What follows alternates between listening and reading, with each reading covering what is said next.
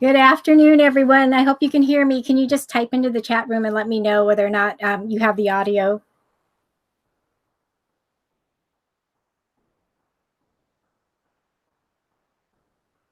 Just let me know if you can hear me before I get started. Okay, super. Thank you. All right. Well, welcome. This is our last week of the online course. So congratulations to everyone for making it this far. And this is also our last office hours. So if you have any more questions about the course, the content, anything else related to your business, please feel free to email me between now and Friday. The course officially ends on Friday. I will need the weekend to get caught up on giving you credit for all the discussion forums. But until then, please make the most of this course and reach out to me as much as possible. All right. Okay, great. All right. I am going to go ahead and get started with the slides. So let me share my screen. If you have any questions, type them into the chat room. And if I should miss your comment or question in the chat room, you might have to type it in again when you see me look on my other screen. All right. So let me go ahead and share my screen, and we're going to go through some of the topics that you've learned this week. Okay. All right. Great. All right. Let's go to the beginning of these slides. Okay. So you should have gotten these slides. I did email them out. I will post them to Blackboard. I can put them on the front page where you sign in and you see all the links for YouTube. Okay, I think I put a hyperlink to the first set of slides there. And if not, if you're not able to access it, just let me know and I can send it again. All right. So I'm going to cover a DBA. I noticed that some of you have more than one business. Actually, you have like 4, 5, 6 or more business ideas. So this is one way to separate out your different business ideas. Okay, it's called a DBA, which stands for doing business as. And this is good in all 50 states. You can apply for it through your Secretary of States. But basically, you would establish, even if you are not established as a legal entity, sometimes people will do this as a sole proprietor. They will register under a fictitious name, which is the DBA, and it allows you to actually get paid for your fictitious name. And some people, like what I've done, is DoCherry is my holding company. It's my LLC, but I have more than one DBA with a fictitious name. And that way it's a lot less confusing for your audience because you can market each of your different products and services separately. And as part of your marketing, you will apply whatever it is that appeals to them, marketing wise, your branding, your copywriting, everything, so that it really registers with your niche. Okay. And we've talked about this a little bit last week. So anyway, this is available to you. And here are some hyperlinks to help explain it to you.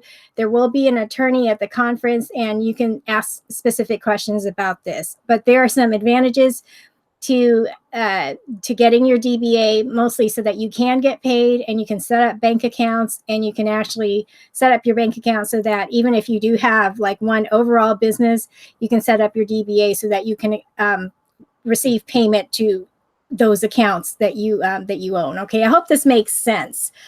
So I've already tested these links. Let me go ahead and just scoot out of here and show you what these are going to look like when you look for them.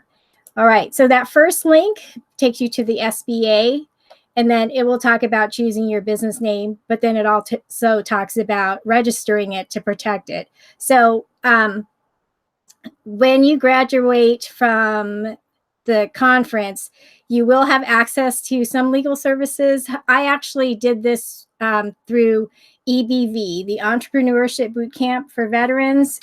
Some of the services are the same. But I don't know. They might have this for you as well. I'm typing this into the chat room really quick. Entrepreneurship Bootcamp for Veterans. This is all part of IVMF, and they had a trademark attorney who helped me get who basically helped me register my business name and get the federal trademark for free. I just had to pay all the fees, which adds up. It was quite a few hundred. It was like $300, and he helped me do 2 of them. But this will give you some information about choosing your business name and then registering to protect it. Okay, they'll talk about registering it at the state level, getting that trademark versus getting a federal trademark. Okay, with the federal trademark, it's good for the entire country. So that's the first link on the slides.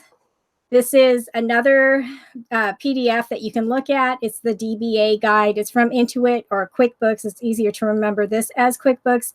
And then it's going to walk you through it, the basics and then why you need it. But if you're going to get paid as your business name, you have to have a DBA. All right. Okay. Or if you have your legal entity set up, you can they can pay you that way as well. But sometimes if you want to shorten your name or you just want a catchier name, this is the way to do it. Okay, so the third link on the slide, does your business need a DBA? This will help to explain it, okay? And I know some of your classmates have already established a DBA, so they will be good resources for you as well. All right, I have several. My overall business is e-learning. We develop all sorts of educational programs. This one that you guys see on YouTube, How to Win Business Plan Competitions, that is one DBA. My DBA for children in kindergarten through 12th grade is a whole different DBA. But when you see the marketing, it makes sense to each audience. So you're going to do something very similar. And this kind of touches upon it, but it's not going to be all the information that you need. So make sure you are speaking with business counselors, attorneys, anyone who can answer your question about this. And then it'll just give you a little bit of a guide as to how to set up. Okay, let's go to the next slide. This week, we talked about value, the value chain, your value network. So let's talk about what is value and why is it important. First of all, it's defined from your customer's perspective. So it's whatever is valuable to them. It could be anything. It could be convenience. So think Amazon, Uber. Those are really convenient services. Even Airbnb, because now you don't have to go through a hotel. It could also be quality. So Land's End, their stuff is higher quality, even though it may not be the most trendy clothing on the market, but they back everything with 100% guarantee. Okay. Service. So I'm thinking of all of you service-based companies like Shelley's Automotive Service. It sells Future Vegan Restaurant. All of you coaches and consultants out there, this is what you are competing on. How good is your service? How reliable are you? Okay, think of all you procurement companies and how good is your service so that people are willing to buy from you again. That's what you are competing on. That is your added value. Okay. And then price. Clearly, Walmart is the low price leader. You don't always have to compete on price. And as a new business, this is the worst way to compete. For those of you who have customized services, especially you personal trainers, you coaches, our artists. Okay. Now people are more willing to pay a higher price for that kind of personalized service. All right. So that is the value that you offer your customers. So it is whatever your customer wants. That is the value that you're going to provide. They're the ones who define it. Okay. So let's talk about different examples of value added activities based on your industry. Now you're going to have to Google this online. There's no one website that does this. You're just going to have to research your competition and map this out on your competitive map. It doesn't even matter if you can't use Word or Excel. Just get a piece of paper, draw a chart. It can be on a napkin, and then figure out who your competitors are and how they're competing. Okay, so for the service-based industries, again, what they're competing on is professionalism. Okay, so these are your coaches, your consultants, anybody who's going to be competing in the procurement space. They're looking for how well do you deliver? Can you do it on time? Can you do it on budget? Okay, those of you who are already doing this, you know exactly what I'm talking about. But those are examples of value-added activities in the service industries. Okay, and Amazon, they they sell products, but really what they're selling is a service to you. Now think of Amazon Prime. What they do now, it's just part of their bundling package where you get the free shipping, in 2 days, and then there's also movies and music. We don't use half that stuff because we don't have the time. But think about how you can bundle your packages and services so that they add value to your customer. Okay, so this is just a service industry, and this you'll need to research and figure out what your customers are doing, or your competition, so that you can do it better, cheaper, and faster than them. Now, for those of you with actual physical products, maybe even digital products as well, some of the things that appeal to your market can be American made, local, or family owned businesses. People will pay a little bit extra for them because they know it helps their local economy. Other things that people are looking for, quality, and that they'll pay more for that because they only want to pay for something once. Other things that people are competing on, or the other value added activities in this industry, those companies with a social mission. So think of Tom's shoes. For every shoe that he sells, he donates a pair of shoes. And several of you in this class have a social mission, okay? All right. And then other things that that can be another value added activity going beyond your customer's expectation. For those of you who for you Mary Kay consultants, I'm in Mary Kay heaven now, but I learned a lot of good sales techniques while I was part of that organization. And one of the things that we did was they taught us to add a little something to your customers, their purchase, and kind of turn it into a gift, so that when you're handing it to them, it feels like more than they just bought something. All right. And then now let's go ahead and talk really quickly about nonprofits. The next slide has more information about that. So for those of you who are running a nonprofit, and actually several of you are doing both, the key things here is building relationships with your donors or sponsors. And for all of you, both for-profits and nonprofits, 80% of your business will come from 20% of your customers. So your repeat business is going to be really instrumental in keeping you in business. So that's why a lot of these things that you're doing here are going to be really important as to how you keep your customers. So again, with nonprofits, how can you build these relationships with your donors or sponsors so that it also benefits them? If you look up Battlefield to Ballroom, she was an IVMF student. So what she does to get donations is she does fundraisers with Arthur Murray Studios. So she's a retired lieutenant colonel, Army nurse. She has PTSD, and one way she manages it is through ballroom dancing. And so what she does is she partners with Arthur Murray Studios. They put on the fundraisers. They're like dance contests, but people donate the money. They manage all of that, and then it all goes back into free dance lessons for veterans with PTSD. So how is it that you can partner with other organizations around you who have the same mission so that you both benefit? Okay, those are things for you to think about. And then make sure that you're adding that personal touch, whether it's a thank you phone call to your big donors or something tangible like a calendar that shows pictures of all the people who are benefiting from your program. Okay, all right, let's go ahead and go to the next slide. I'm going to be talking about nonprofits. I know the course isn't really designed for this, but I just want to touch on it anyway. I think, and don't quote me, I think they've started adding nonprofit courses. Might not be to VWise because that's to the conference, because that's more generalized, because you still are doing a lot of management activities even as a nonprofit. But I think for some of their other programs, so this is a shameless plug, y'all look into IVMF's other programs like EBV, and then the reunion one. I forgot what it's called. Deanna can tell you. Ask Deanna when you see her at the conference next week. It's called the Veterans Edge. Let me write this in the chat room. And I am not ignoring your questions or comments because I'm trying to stay focused on my slides. Veteran Edge Conference. I don't know when it's going to be next year, but they get a lot of, I think there were 300, 400 people at that conference this year. All right, let's go back to nonprofit activities. Let me see. Okay, fundraisers. These activities are more than activities. Some of them are how you're going to be able to pay your bills. So let's go through this. You are going to have to map this out. And if it's on paper, you're not going to forget. Plus, you can show it to somebody. It makes it easier for them to be able to guide you, or for it to eventually evolve into a business plan or something else. So fundraisers, dinners, auctions, dance marathons, fashion shows, makeovers. What is it that's going to appeal to your audience, and who is it that can help you with this? So you guys brainstorm this topic together. Okay, you'll do this with stakeholders, stakeholders in your industry.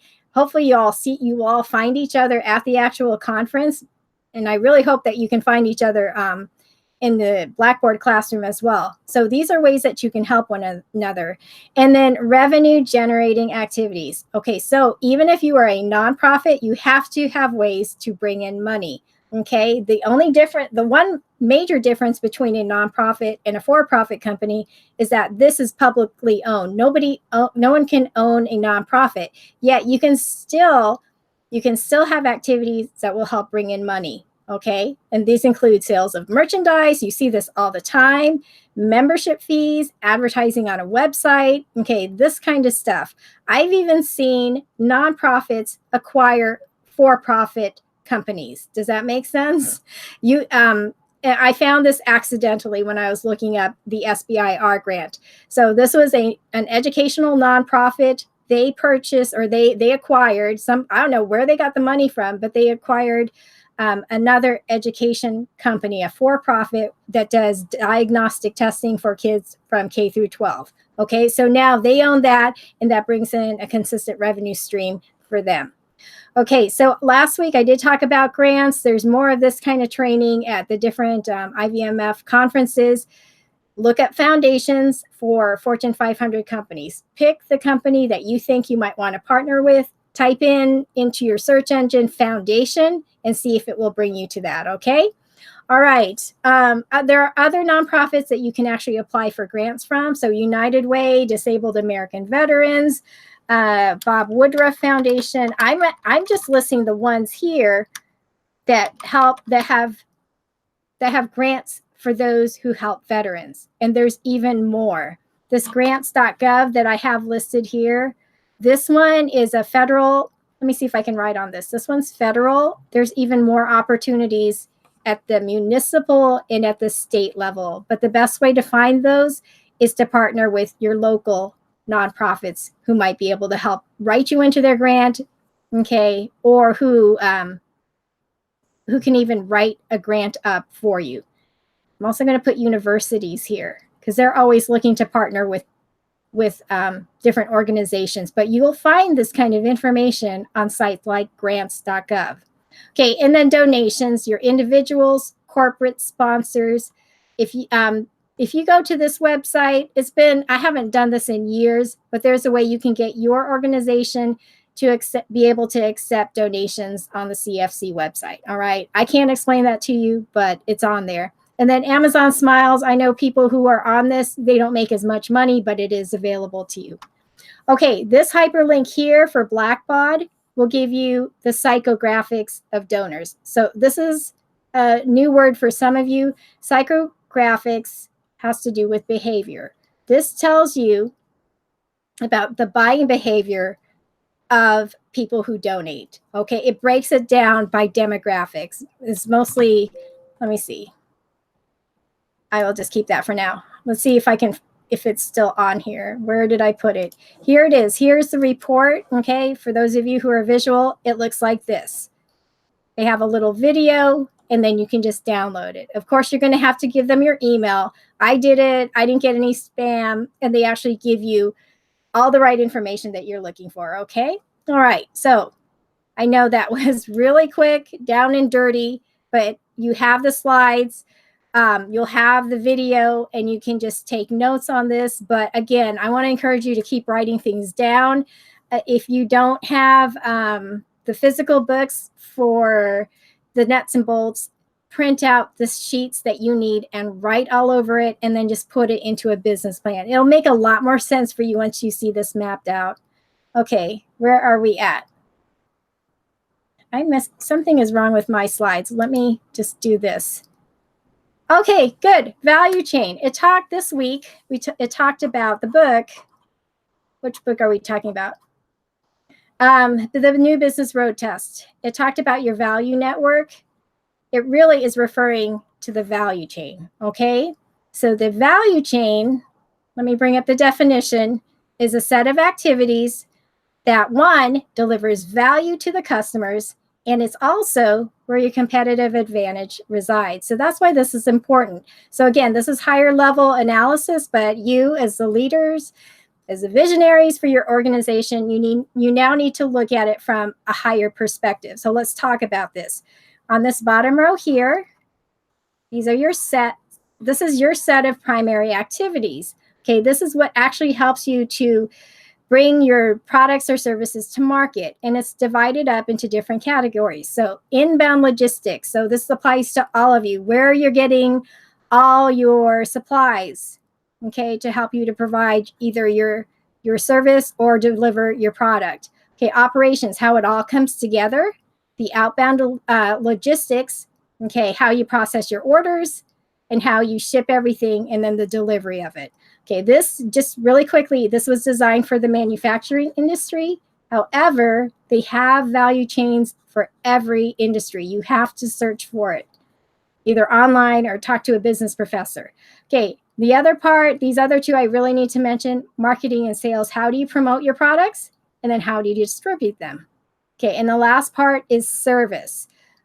This is more than just installation. It also talks about customer service. So that refers to a lot of you here, okay? A lot of you who are in the service-based industry. So these are the primary activities. You're going to choose one or two that you're going to be really good at. And these are your core competencies. Okay, somebody's going to ask you this. At least you've heard it once. Okay, it's not going to fit, but those are your core competencies. Those are the things that you are really, really good at and that you're going to stay focused on. These activities up here are your support activities. They're not as crucial for delivering your products and services to market. However, that said, they are critical to helping you achieve your mission. Together, these two affect your margins. Your margins are what you keep after the sale of your product or service. Okay? All right, so that is just a quick overview on what the value chain is. Part of your homework this week was to identify who in your network can help you fulfill each of these different categories. So now that you've seen this, you can download a blank one from the internet, start mapping out who are these people, where can you get your supplies or your operations, who's going to develop your website or your social media platforms. That's the kind of stuff that you need to be thinking about. Okay? All right, good. Let's go to the next slide. So the example I'm going to use is Starbucks, because even though this is not in the book, you can actually Google this online, and it's actually going to tell you the exact same thing I'm talking about here. So for Starbucks, their primary focus is customer service. Okay? So for them to have a strong competitive advantage, what they've done is they've incorporated training throughout their culture, and it's all part of their internal activities. You're going to see this in just a second.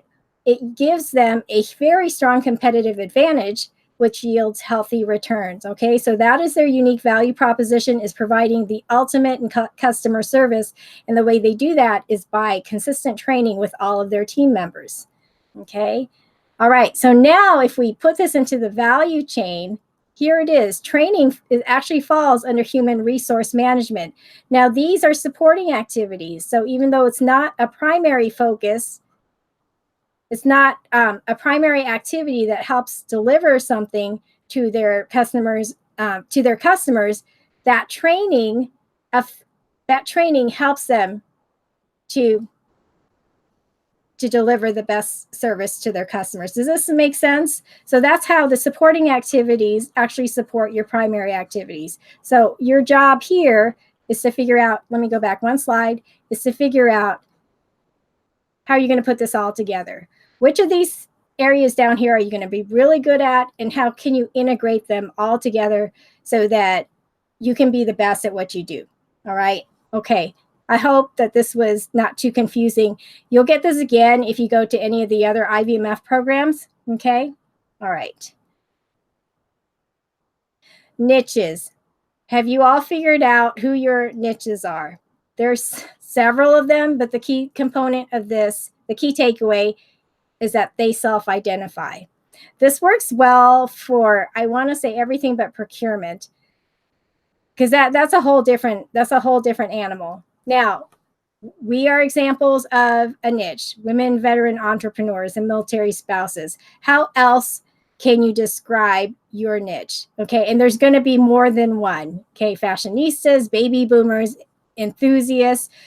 Just break it down, and if you start typing these into a search engine, you'll actually get the demographics for these different niches. Because even under education, there's all sorts of different groups here that you can target. And I know we have a bunch of educators in this group. So if you can figure this out and start mapping it out, this will be your market segmentation. And then you can use those numbers in tools such as census.gov and then size up to start figuring out what your actual market size is. Okay, so I hope this helps to clarify the homework and for you basically to put it all together so that it can be something more meaningful to you, and that you can use these analysis tools to grow your business. Okay, it's 5. Okay, I'm going to go through this. I'm going to go through the chat room before we move it over to Zoom. So you're going to hear about the BAIL team a lot. This is what it stands for. Okay, so banker, accountant, insurance agent, and lawyer. Main thing about all of these people who are part of your BAIL team, make sure that you actually list them by name and organization. Okay, so this really should go in your business plan. It should go on a list somewhere. It should be on your phone. They should be on speed dial. The reason for this is that they're going to be able to advise you on all the little things that you're not going to have any idea about. A lot of entrepreneurs will actually have strategy sessions with their different BAIL team members or advisors, and they'll do it quarterly. And it's just a really good way for you to understand where your weaknesses are and how to get over them, okay, so that you can meet your sales goals and everything else. But that is what BAIL team means, okay? Think of to bail you out of, trouble, although none of you are going to get into trouble, because otherwise people are thinking of the bale of hay. So no, this is not the bale of hay. This is your actual BAIL team, and that's what the acronym stands for. Okay, let me see. Oh, okay. The one thing somebody wanted me to answer was about grants. I don't know if you're going to be able to see my slide very well over here. This one I just came up with, so you're not going to this was not sent out earlier. Am I writing with a snippet tool? This is a PowerPoint. So if the little controls are down here, this one is a pen. And then if you just click on pen or highlighter, you can write all over your screen. Okay, so let's talk about who is your audience. Be really specific. Okay, and they're usually, with these grants, they're looking for underserved populations. So some of you are dealing with, was it foster kids? Okay, so foster kids, talk about their ages, and then what you want to accomplish down here, with skills training, job training, whatever specifically it is that you're gonna do. And the main thing here is the value for each participant. So you're applying for a $10,000 grant. I'm making up these numbers. How much of that is actually going to go to training? So break it down. Okay. So, okay, program costs. Maybe you have to pay for an instructor. Oh, facilities, computer, software, and then just list a dollar amount. It should match. Whatever you have here should match whatever you are asking for. If it's blurry, again, use the settings tool, the little cog wheel on YouTube, and select the highest number. It will sharpen the focus of your screen.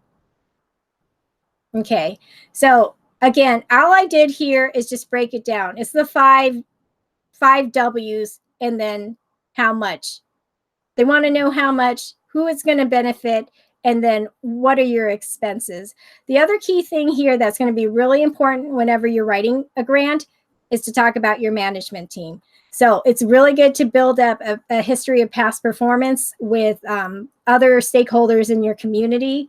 It can be anyone. So I've done this before with some of the business organizations in my community, and we've put on entrepreneurship conferences right here in our little neck of the woods in Southwest Oklahoma. So you need to be able to list who these people are, what they bring to the table, what your skills are, so that you can show that you're going to be a very, what is the right word?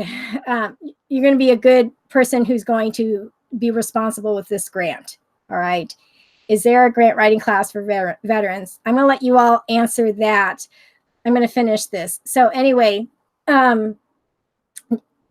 if you can at least answer these questions when there are grant opportunities that come up, this is pretty much all the information that you need to be able to put into your grant. Okay. And what I'm going to, if you just Google how to write a grant, okay, some of this information is in there, some of it's not. How to write a grant, and then look for grant writing opportunities in your area. I've not found any grant writing workshops in my area. Some of you, actually, I want to say there are 2 or 3 of your classmates who are really, really good at this. I would encourage you all to get together with them, ask them to do this on Zoom, and you all be subject matter experts for one another, and then, just really be able to share your expertise and kind of trade services with one another. I hope that makes sense. Okay, what I'm going to do now, because it's already 6:03, let me stop sharing my screen. And I'm going to start going through all the questions online. If I can, let me see if I can get out of here. All right. I'm going to go all the way back. Okay, wow. All right, maybe I won't go all the way back to the beginning. Let me see what some of the questions were. Do you have different websites for each DBA? Yes, I do. I do, and that was expensive. There are really cheap alternatives out there for putting a website together. Is it Wix, Weebly? If you can start learning how to do some of this on your own, it will save you a lot of money. Plus, you need to be updating your websites regularly, because that's how Google moves you up. It's those crawlers, they're looking for new content, new photos, not just stock images, new your photos that you take, plus new actual written content. So there's another IVMF grad. He went to EBV. He owns a locksmith company. It's a franchise.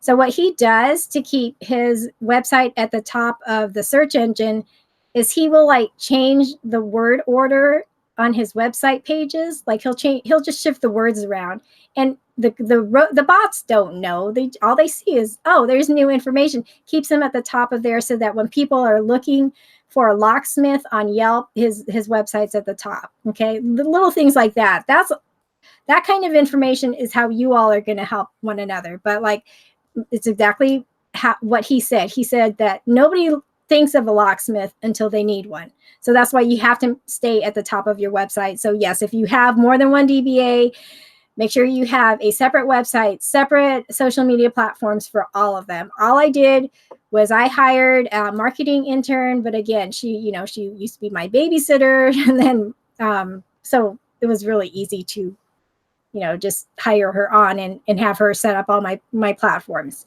Okay, good question. Okay.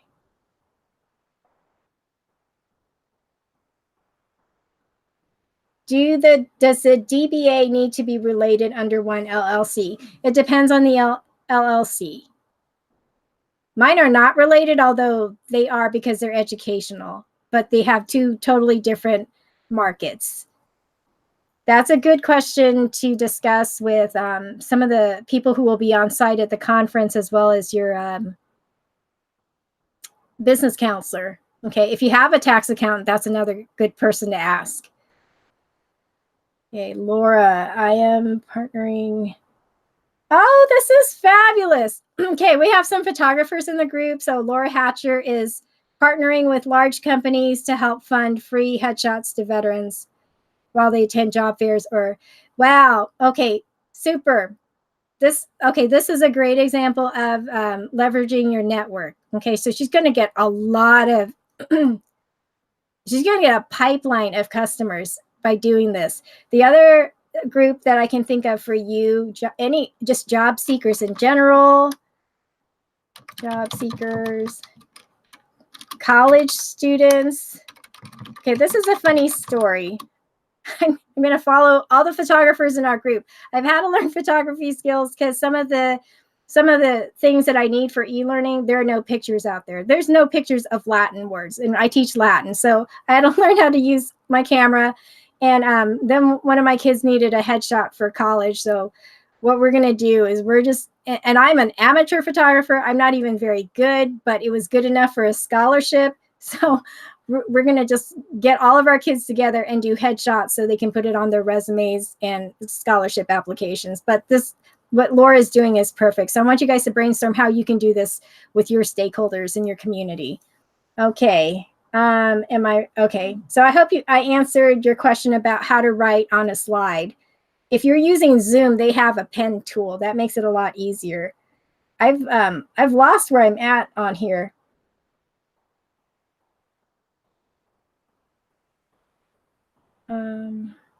Okay, a grant writing class for veterans. I would ask Deanna to set one up on YouTube. They have their own separate YouTube channel. They get guests all the time who want to promote their services. So that would actually be a good thing for them to have is an expert, maybe even one of your classmates, because there's two of you who are really good at this.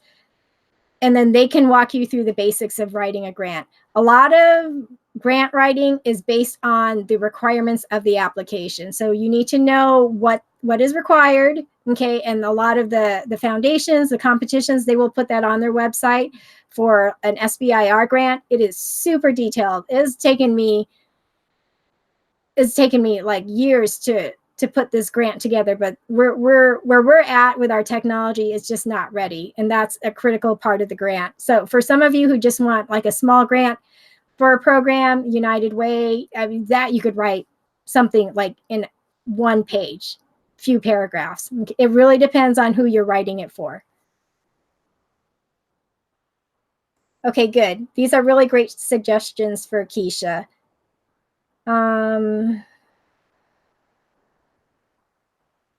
Okay, good. Thank you all for typing into the chat room.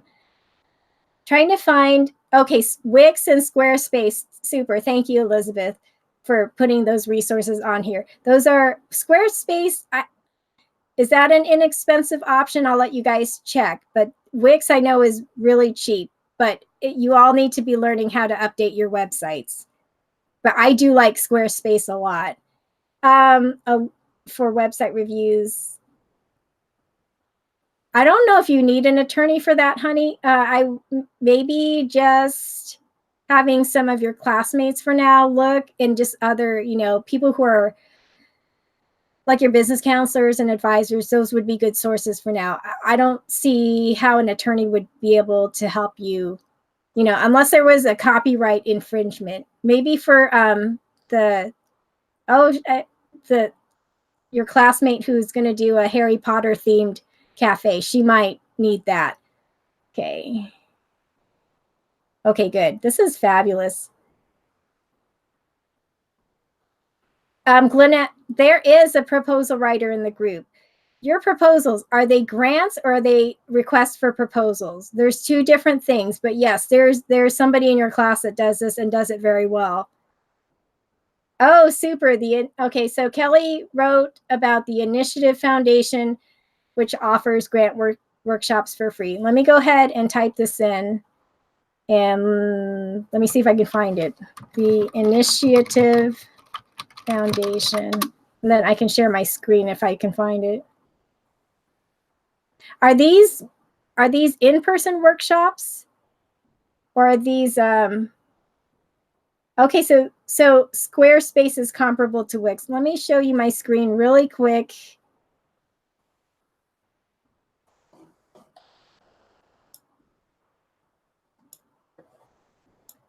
This is the Initiative Foundation. Is this correct? What would be nice to see is if they offer it online, since everybody is spread out all over the country. Okay, so that's that. So federal contract proposals. Yes, I didn't write down the name of the student, but there is somebody who is doing that. I want to see there's 2 of them. Okay. Okay, these are super recommendations in the chat room. Yeah, I would recommend, okay, what somebody wrote, asked Laura to do about headshots. There's actually, you know what, before I forget, let me talk about this really quick. Here is phase 2 on the website for VWise. I'm going to let it pop up. Okay, I see it coming on now. This has a sample agenda. So if you click on this purple button here, it's going to, you'll be able to download it.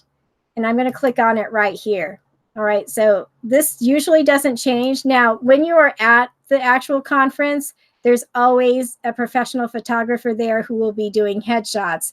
But for those of you who, who need a photographer and are in Laura's area, yeah, I would highly recommend you all get together. So not only do you need a headshot, you want somebody taking pictures of you at your actual work location. And here, where is my pen? Let me write it out for you.